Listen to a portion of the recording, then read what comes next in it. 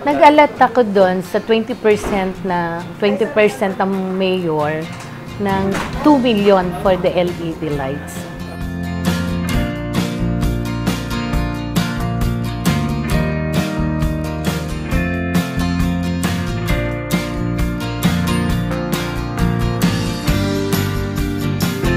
Of course, nagpapasalamat tayo sa Diyos at nagkaroon ng pagkakataon ang PAMI na malagyan ng ganong budget para dun sa LED na isang napakalaking tulong din naman sa mga kababayan ko para magliwanag yung kanilang dadaanan.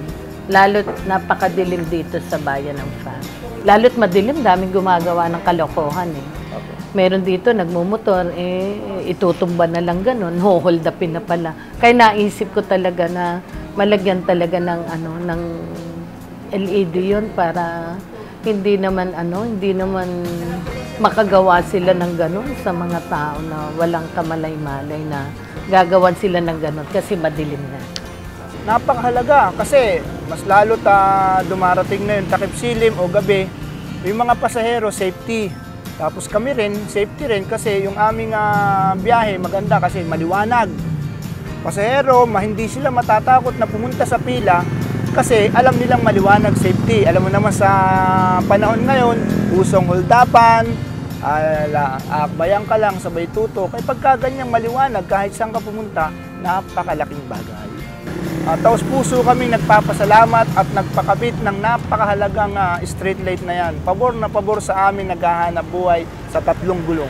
Before ko namang desisyonan na LED yung gamitin, ginamit ko po na yung personally sa bahay.